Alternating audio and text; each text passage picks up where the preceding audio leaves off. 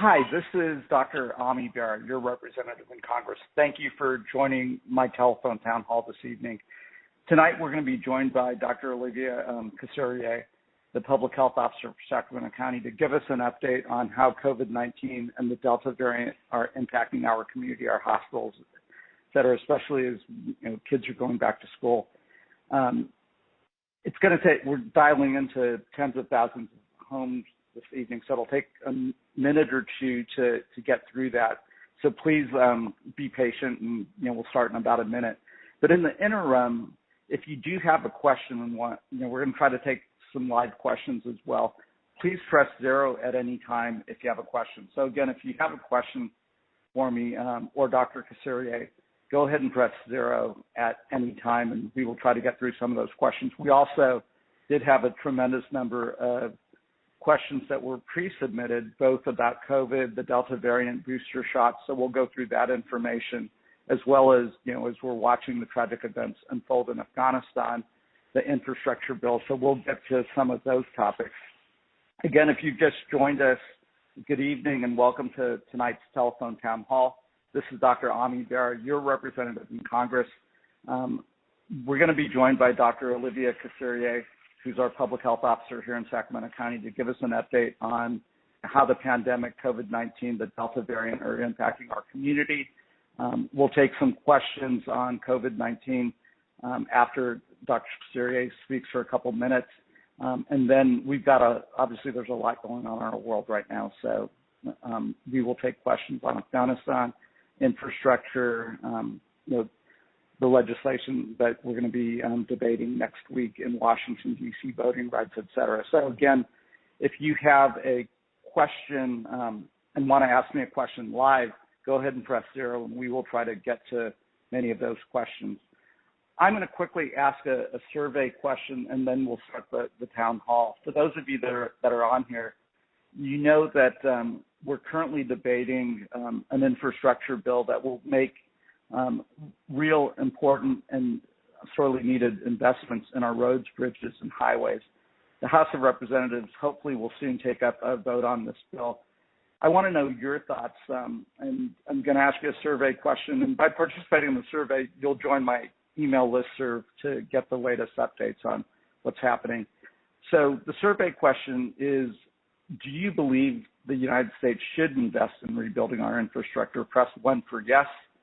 Press 2 for no, press 3 for other, not sure. So again, if you do think these are worthy investments and we should pass this infrastructure bill, please press 1 for yes, 2 for no, and 3 for other, not sure. So let's go and get started. And I know we've got some questions in the queue already. Thank you for everyone for joining me this evening. A lot's happening, in our world, and a lot's happening here in our community. As we think about the last year and a half, this has been a challenging time for our community, our country, and our planet with the pandemic, with some of the economic hardships and challenges folks face, for our children who have not been able to attend school. I don't want to call it a lost year, but I think it really has impacted a number of our children, and we want to get them back to school as safely as possible. We're getting vaccinations out there. I think we're blessed in the United States to have 3 very effective and safe vaccines, the Johnson & Johnson, the Pfizer, and the Moderna vaccines, that are proven to be very effective at preventing severe illness and death from this new Delta variant. So again, I'm excited to be joined by Dr. Olivia Couturier, who serves as the Public Health Officer for Sacramento County. Dr. Couturier is going to give us an update on the COVID-19 pandemic and Delta variant here in our community, and then we'll open it up to a conversation with the audience, take some questions, and then up to broader questions. So Dr. Couturier, let me turn it over to you. Thank you, Congressman, for the invitation. So just a quick update on where we're at with the numbers. In Sacramento County, we have 124,104 cases of COVID-19 reported. We are averaging about 400 to 500 cases a day, but today actually we did get quite a huge bump of 751 in just one day. The case rate is about 30 per 100,000. It has been going up pretty steadily at increasing by 1 point every single day. The deaths, we're getting about 2 additional deaths reported per day, and our death total is now at 1,822. When you look at the cases, the majority are among people that are not vaccinated.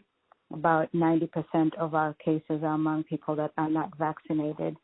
When you look at the case rate, for those that are not vaccinated, the case rate is actually 44 per 100,000.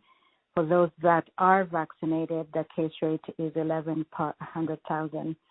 So we are seeing breakthrough cases, but those tend to be milder, and the severe cases and the deaths are predominantly from people that are not vaccinated. With the cases, the specimens that we sent to the state for sequencing, lately all of the results that we have gotten show that we are dealing with the Delta variant. It's 80 to 90% of our cases are now expected to be from the Delta variant. Our greatest concern right now is with our hospitals. Today we got a report that we have 482 hospitalizations due to COVID, and 98 of those on the intensive care unit.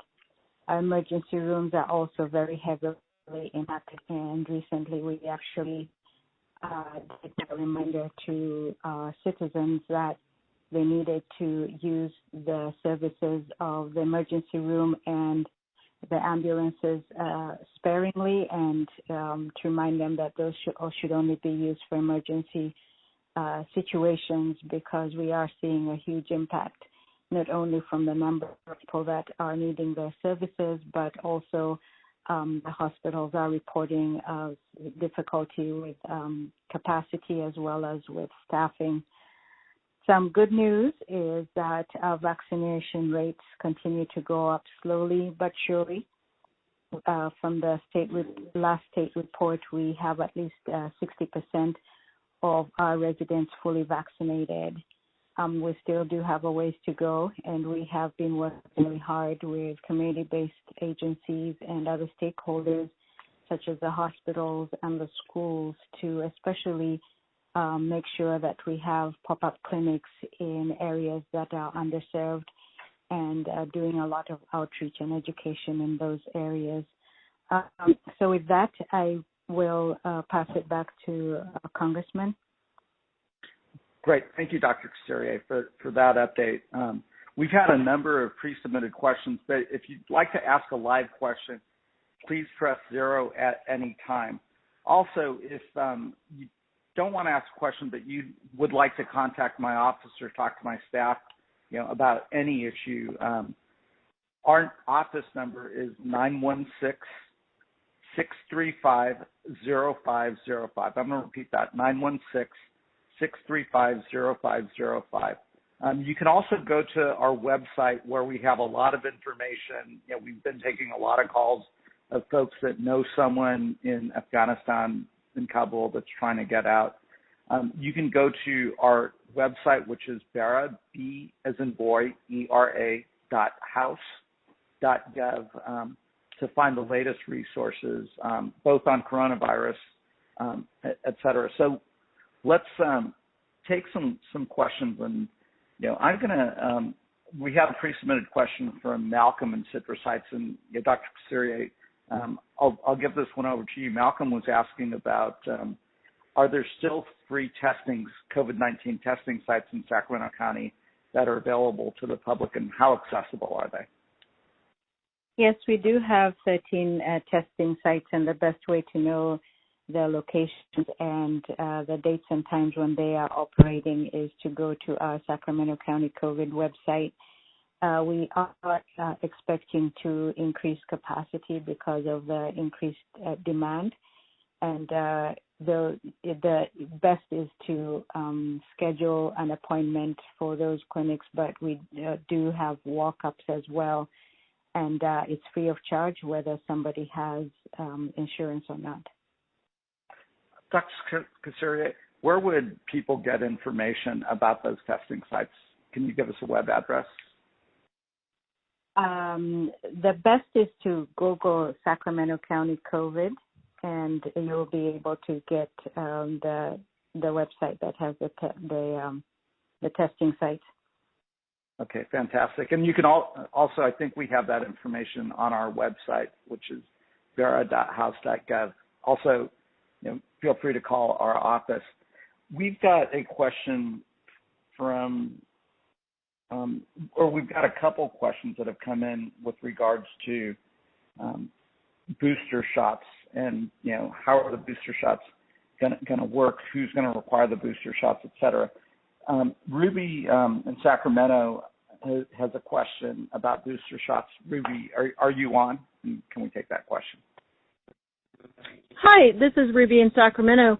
I know I feel much more comfortable out there when masking is required because I know that it minimizes the potential viral load in the shared air spaces. So I'm wondering, why are we currently not allowing masks, not requiring masks for indoor restaurant dining? I'm wondering if churches are requiring masks indoors. And then the second part about the boosters, how will the booster shots improve protection against Delta and other variants? And will there be modifications to a vaccine to address specifically the Delta variant? Yeah, so Dr. Kassir, I'll take part of that question if you want to add anything. Let's start with the booster shots. It's our anticipation that the CDC, the White House, the FDA is going to recommend booster shots for anyone who's been vaccinated 8 months ago. So that would be back in January, shortly February. And those booster shots may start becoming available to folks who were vaccinated 8 months ago, starting in September. I think that approval's coming. Certainly they've already approved booster shots for particularly vulnerable patients, people who have weakened immune systems or other coexisting conditions that would make them particularly susceptible, nursing home populations, et cetera. So, and the recommendation, someone asked me the other day, if I had Pfizer, should I get the Moderna booster? The recommendation at this point is to stick with the same shot that you had previously. So if you had J&J, get the J&J booster. If you had Pfizer, get the Pfizer booster. If you had Moderna, get the Moderna booster. They should all be coming shortly and be readily available. With regards to the masking requirements, none of us wants to mandate masks, but just putting my doctor hat on at this particular point in time, given the Delta variant, given the fact that even if you're vaccinated, there is some evidence that you can still have a breakthrough infection and have a viral load that may be giving you mild symptoms, but you still potentially could spread it to other folks that are not vaccinated. So my recommendation is when you are in indoor settings or in settings where you're going to be closely sitting by individuals, it's always going to be safer to wear a mask at this particular point, even if you're fully vaccinated. And that's the recommendation that you see in a lot of the restaurants in our community right now is when you come in, even if you're vaccinated, wear a mask. If you're sitting at a table, you potentially can take that mask off. So I think that's the recommendation. That's me speaking as a doctor, that is what I would recommend. If you're outdoors, if you're not around folks, the transmission does seem to be a lot lower. But if you're going to be indoors, particularly if you're going to be in larger gatherings with a lot of people, given how contagious the Delta variant is, I would suggest that folks wear a mask. Dr. Kassir, do you want to add anything to that? Yes, with the masking, Sacramento County does have a health a local health officer order stating that people should wear masks indoors. But of course, it is incumbent upon the businesses to enforce that, and I think some businesses of that than others, and probably that's why you're seeing the differences with the different restaurants, as you mentioned. And one thing I wanted to point out is, as Dr. Bera mentioned, this is not something that we can too lightly, having to issue another mandate. But when you're looking at the numbers, right now I gave a summary of where we're at, and we have surpassed the peak that we had in July of 2020. If we do continue at this rate, we might, it's looking like we're getting close to where we were at with the peak at the beginning of this year. So there's a lot of concern. And right now we are not closing any businesses. We don't have social distancing. So we only have a few tools that are available, tools that we know are effective, but we are dependent on the general public to take heed of the warnings that and the advice that we're giving, and take care of themselves and of other people. So vaccination and wearing masks. So those are the two things that we are putting out, and that's going to help us to bend this curve. Yeah, and Ruth, I think part of your question also was the efficacy of our existing vaccines against the Delta variant. All of the vaccines, even though you're hearing of some minimal breakthrough infections, all of the vaccines, J&J, Pfizer, Moderna, have all shown to be very effective and safe against the Delta variant in terms of keeping people from developing serious illness, keeping people out of the ICU, and certainly the ultimate, which is preventing death. And as Dr. Kasserier pointed out, the vast majority of the cases that we're seeing in our hospitals are in the unvaccinated population. And of the vaccinated folks that are being hospitalized, both here but around the country, most are coming in with milder symptoms that are not progressing to being put on a ventilator, and certainly not progressing to death. We've got a couple other questions, so let's get to a question from Ruby in Sacramento. Ruby, it's another booster shot question, so let's take that question. Ruby, are you on? Okay. Ruby's question was, how well do booster shots work? And, again, right now, the initial vaccines are still very effective. I think the caution with and why the White House, the CDC, and others are going to recommend booster shots is to keep your antibody and immune system levels at a high rate. And we know the current vaccines work really well against the Delta variant, and that's what we're predominantly seeing. So thanks for that question, Ruby. Let's take one more COVID question, then we'll take a few other questions. We've got a question from Michael and Carmichael about our students and the like. Michael, are you on the line? Yes, I'm here. Great. Michael, go ahead and ask your question. Yeah, so my son just recently went back to school at San Juan Unified, and they were and they're basically instructing us that even if someone in the family gets sick and we believe they may have COVID, to just have them wear a mask and come to school anyways. And I'm very concerned with that logic. It would seem to me that they should stay home like we were doing in the past. Is there anything you guys can tell me about why they would be saying that, or what's going on with that? Yeah, I can't really speak to that directive other than I can give you my thoughts as a doctor. Certainly think if there are folks in the household that are experiencing COVID-like symptoms, again, they could be as mild as cold-like symptoms or muscle aches, or maybe a little bit of difficulty thinking, shortness of breath.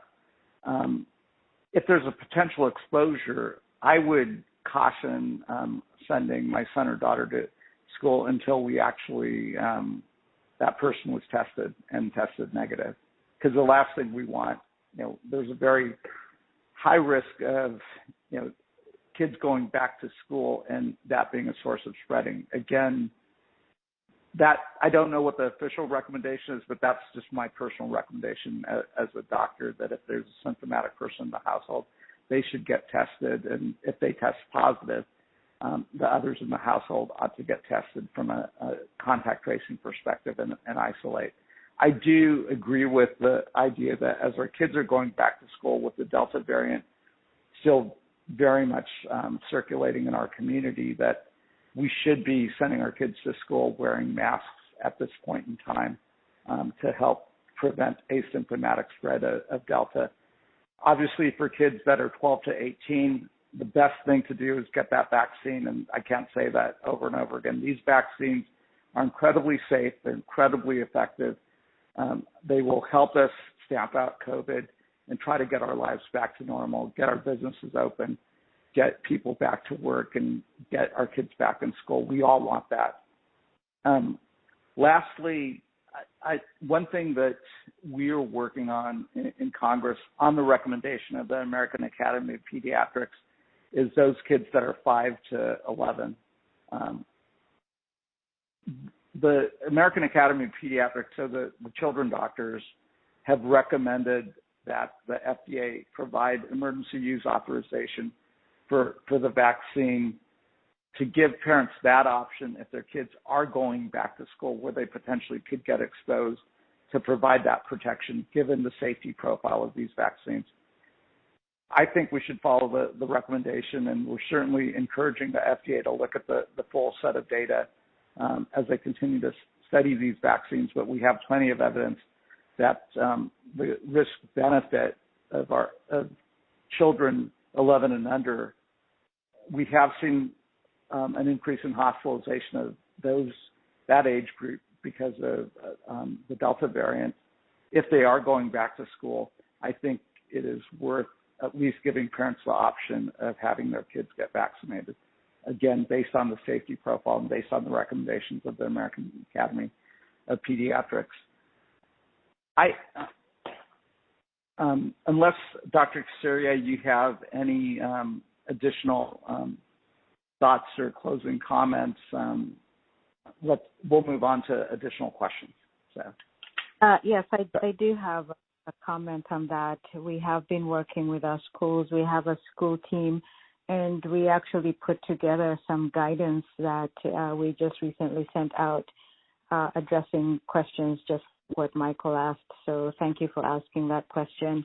And our advice, as you've stated, is that if somebody does have COVID, that people in that household, unless they're able to keep the person with COVID isolated, that they should stay on quarantine for their recommended period. There's before you leave, Dr. Casaria, there's another question that you might help us answer. And there was a pre-submitted question that we had as well from Lisa in Orangeville. Lisa was asking, what's the best way to convince someone to get vaccinated? And Paula in Sacramento, Paula, are you still on? You had a question about how to get more folks vaccinated. Oh, hello? Hi, Paula. Yeah, go ahead and ask your question. No, it's Suzanne. Oh, okay, Suzanne, go ahead and ask your question.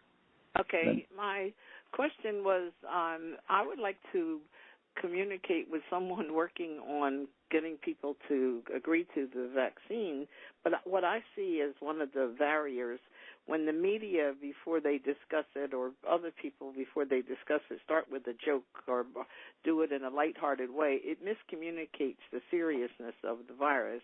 And similarly, there's a tendency for a lot of people who speak about this to speak in elevated language. For example, the word concerning, everybody's using the word concerning anymore. What does that mean? I haven't a clue, and I'm a college graduate. There's a lot of people in our society who don't talk or operate at that level. And I would like to suggest, I'd be happy to work with anybody that could help develop some things that reach people who aren't being reached because they don't feel included and they don't understand what you're saying. Yeah. Thank you for that question and the prior question of how we can best convince folks. I know we've been working with Dr. Casserier and other vaccinators that are out there, local community groups, nonprofits, pharmacists, to really try to get that last mile. Dr. Casserier, do you want to talk about some of the county efforts to get to those that might be a little bit vaccine hesitant and convince them to get the vaccine? Yes, and we're trying different ways of doing that. I think the best that we have found is being able to have people they talk to them. And so we have the vaccine, what we call vaccine influencer, vaccine ambassador training, where we're providing accurate information to just regular lay people so that they, when they're interacting with people in their community, they're able to provide the accurate information about the vaccine. We're also working with community-based agencies that are going into these communities and in some situations going door to door and just talking to people and answering their questions. If you are interested in any of that training, either you could check our website or you can call our public number, which is 916-875-5881, and you will get some information as to how you can join our efforts. And thank you. And data really does suggest that when we look at poll and focus group data, that the biggest influencers are either your personal physician. So if you have questions or you have a family member that's vaccine hesitant, have them talk to their doctor, healthcare provider, and ask the questions and get those questions answered. In addition, another big influencer are other family members who have already had the vaccine. They're healthy, they're safe, and there's such a lot of misinformation about the profiles. Well, Olivia, thank you for Dr. Casserier, thank you for being on this evening, and again, thank you for the work that you do serving our community and keeping us safe. Thank you. You're welcome. Let's shift. We have a number of questions on Afghanistan and have some pre-submitted questions. I've got a question from Daniel in El Dorado Hills. Daniel, are you still on? Hello, Dr. Bera. First of all, I would like to congratulate you on putting on this type of forum. Because unlike our president and vice president that we never hear from, there's no chance to express our concerns. You're welcome. Thank you. So my question is, now this debacle in Afghanistan, I don't know, it seems obvious to me that our leaders have no clue as to what was going on and how to get out of there. I think Mr. Biden ought to be impeached. What's your impression of this? So here's my thoughts on Afghanistan, and I'm a senior member on the Foreign Affairs Committee and chair the committee on Asia Pacific, Central Asia, and non-proliferation. So Afghanistan's in my jurisdiction. I've traveled to the region before the pandemic and have been in Kabul as well. So I'd separate out the decision after 2 decades to withdraw from Afghanistan. We can debate the merits of that decision or not. From what we're seeing right now with the collapse of the Afghan government and the real tragic story that's playing out in front of us, I've been pushing the administration for a long time, going back even before the withdrawal decision, to get the folks that supported our troops, the translators, the folks that would be targeted out of Afghanistan. We've allocated a number of these special immigration visas. And that's not just a challenge that the Biden administration faced in terms of processing these. You saw it in the Trump, Obama, and other administrations. These are folks that stepped up, answered the call, supported our troops, and the best way we can honor them, as well as the men and women, our veterans that served in Afghanistan, is to protect these folks and get them to safety here in the United States. That didn't happen quick enough. We're going to conduct oversight. We're going to try to figure out what exactly happened and why this collapse happened at a faster pace than anyone would tell us in Congress. At this point, the mission ahead of us is to secure that airport, get U.S. citizens out that are still in Kabul and elsewhere in Afghanistan, get their families out, get our allies out, and get those Afghans who, are particularly at risk, the ones that supported our troops, but also, there are women journalists, teachers, and others out to safety, whether that's, to Guam, whether that's to Fort Lee in Virginia, where, we've evacuated about 2,000 families or so, 2,000 individuals 2 weeks ago. What I can do is give you an update that flights are leaving Kabul on military aircraft. Folks are getting to the airport, but it's not happening fast enough. And, there's a real worry here. Our office has been inundated with phone calls because we have such a vibrant Afghan community in Sacramento County. We have the largest population of Afghan refugees in our community. We work very closely with the resettlement agents. We're taking the names that are coming to our office and quickly making sure State Department has those names. So if people are able to make it to the airport, hopefully they'll be on that list and they can, get on a plane and get evacuated to safety. It is chaotic. I think we are going to certainly do a lot of oversight to try to understand where the misinformation was. Certainly, the Afghan government under Mr. Ghani, collapsed, and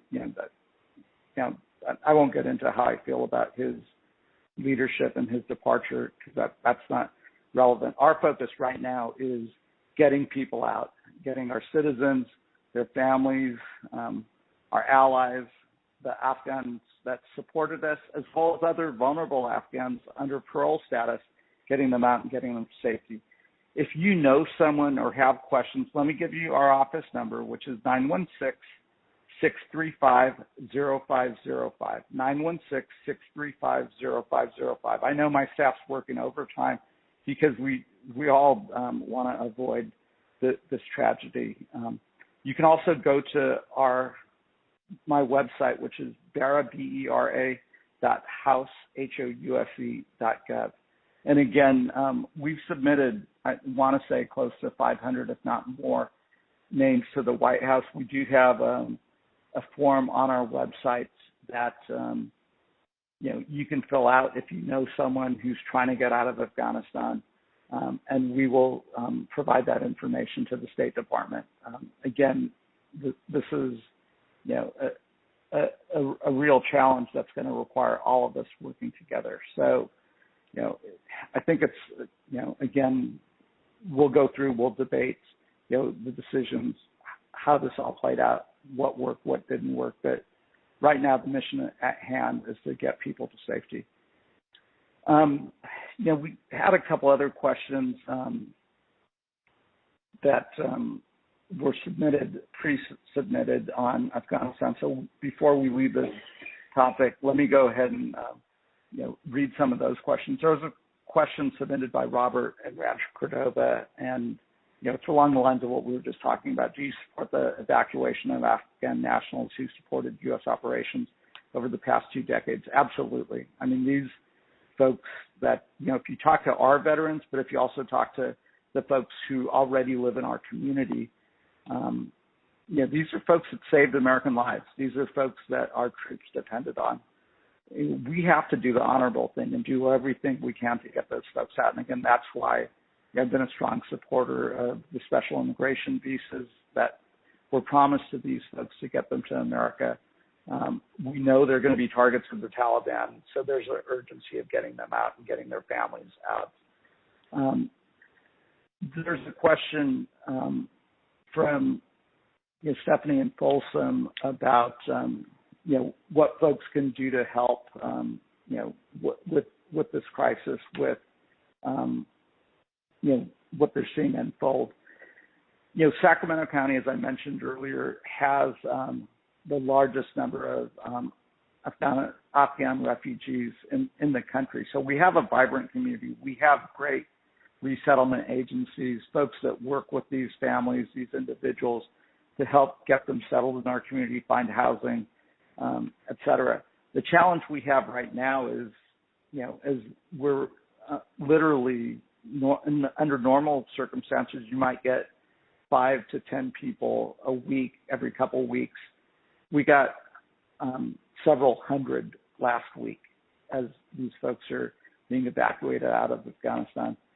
The challenge is finding housing. We obviously have a big homeless challenge here in Sacramento County, but on top of that, we have many families that were displaced by the wildfires who are now staying in the hotels and motels in Sacramento County. On top of that, you've got a pandemic and kind of the eviction moratorium. So the rental housing stock that you might normally have available to put some of these refugee families in doesn't exist. So we're working with the resettlement agencies, with the county, with the cities to come up with solutions so that, as these folks who are leaving a very traumatic experience having to flee their country, that we can be welcoming and compassionate like we always are here in Sacramento County. So, there's more to come on this, but we're certainly working incredibly hard. There's a couple questions on the infrastructure bill and infrastructure in general. We've got a question. I don't know if Larry's still on, but he had a question about the infrastructure bill and water storage. Larry, are you still on? Yes, Dr. Bera. Larry, go ahead. Yeah, go ahead and ask your question. Thank you very much. Very excited about the infrastructure bill. I'm not sure whether my question addresses the bill that the Senate has passed or would be the follow-up $3.5 trillion approximately infrastructure bill that would include major addressing of climate change issues. But what I wanted to mention for consideration, and anything you can do to lobby, is the use of underground water storage to develop secure water supplies for California and really any arid climate, semi-arid or very arid climate in the world. As you know, water supplies are dwindling. The city of Mendocino is currently trucking in water. Wells are running dry for farmers up and down the Central Valley. This will affect the food supply as well as cause migrations of people to areas, where they have water and food. Underground water storage eliminates evaporation, and I hope that unmanaged aquifer recharge can be a major component of the funding program. Larry, I'm glad that you raised that issue. I know we've been fortunate in that our water districts here, groundwater recharge and capture, and taking when it's wet and we have rain and excess water and recharging that into the aquifer is a great idea because the storage capacity of the aquifer is a lot greater than the surface storage capacity. We see Folsom Lake's our biggest source of surface water in this region, but the aquifer is a place where we can pump water back into the ground and naturally have water go back into the ground. But there's technology now that can actively push it into the ground, so we can store it there. So we have it. In the wet years, we're storing water. In the dry years, we have that as a backup reserve. We're able to get funding out of the House of Representatives to do a project like that in Citrus Heights.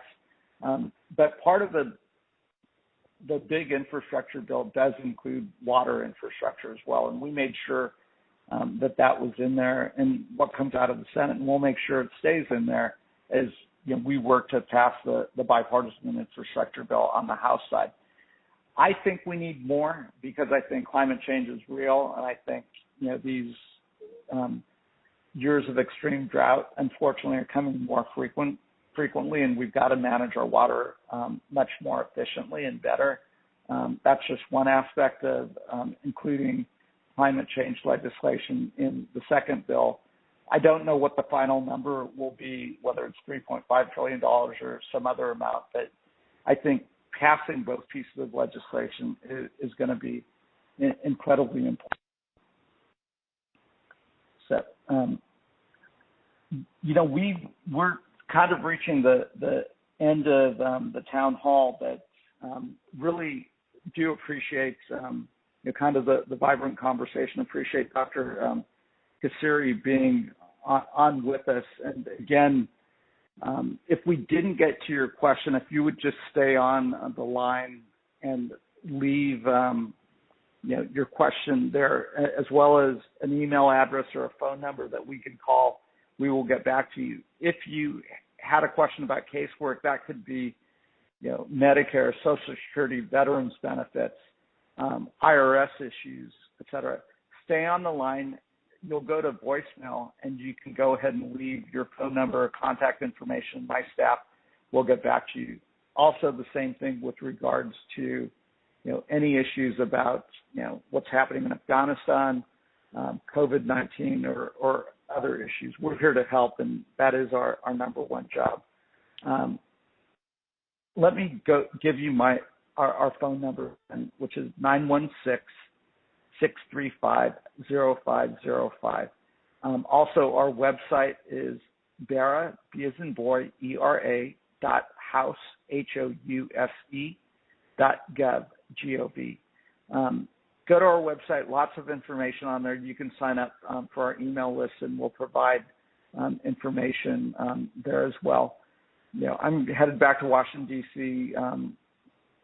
To both look at the crisis in Afghanistan and what we can do to get people out to safety, but then also how when they get here we can help assimilate them and treat them with the kindness that is the American spirit.